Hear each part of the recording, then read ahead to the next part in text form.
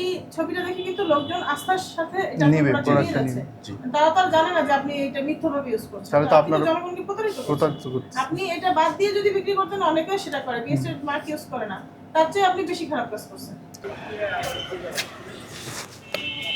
BSTI থেকে আসছি, আমাদের সঙ্গে নির্বাহী ম্যাজিস্ট্রেট স্যার আছেন।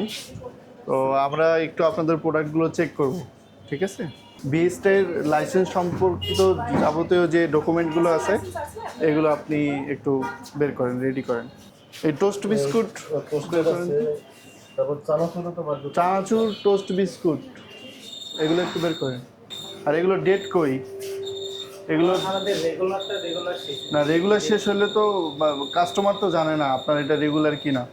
এগুলো ডেট ইউজ করতে হবে, প্রদর্শনীতে ডেট দিবেন। এগুলো তো সব বিএসটার বাধ্যতামূলক পণ্য। চানাচুর, বিস্কুট, সরিষার তেল, ঘি, এই পণ্যগুলো বিএসটার বাধ্যতামূলক পণ্য।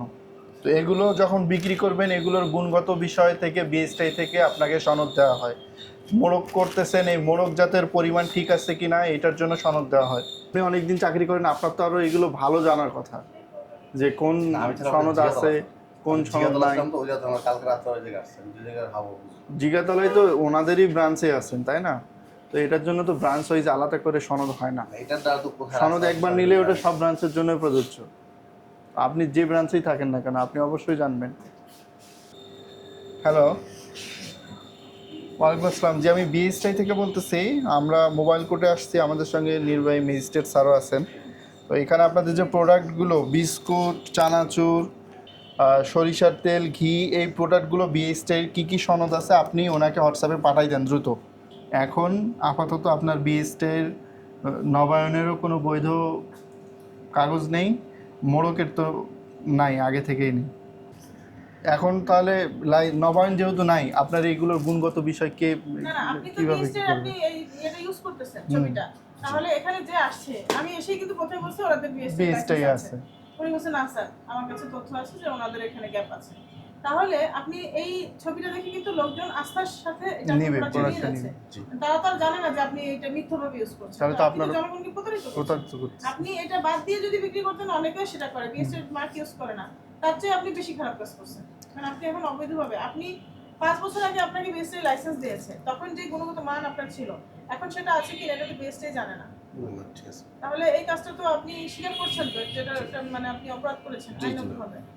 আমরা Zakir dairy farm, Nurjahan road, Mohammadpur, Dhaka পরিদর্শন এসে যেটি দেখলাম যে আপনার এখানে বিএসটিআই কর্তৃক ম্যান্ডেটরি যে 300টি পণ্য আছে তার অধিকাংশই আপনার কাছে আছে। আপনার কেক, ঘি, সরিষার তেল, প্লেন কেক সহ, বাটার বন, চানাচুর সহ আমরা অনেক মিষ্টান্ন, অনেক আইটেম পেয়েছি।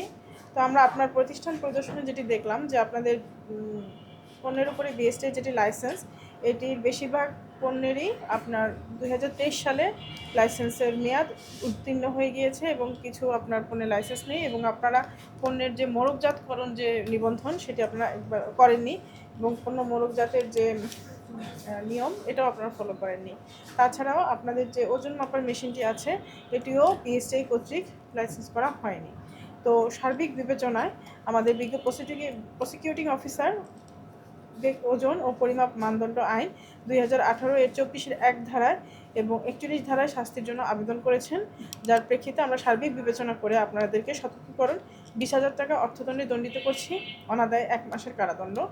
আপনারা দ্রুত জরিমানাটি পরিশোধ করবেন এবং আপনারা বিএসটিআই লাইসেন্স ছাড়াই যেভাবে আপনারা এই যে ট্রেডমার্কটি ইউজ করছেন, এটি ইউজ করা যাবে না। হয় আপনারা দ্রুত বিএসটিআই লাইসেন্সের জন্য আবেদন করবেন নবায়নের জন্য, অথবা আপনারা এটা আপাতত ব্যবহার করতে পারবেন না।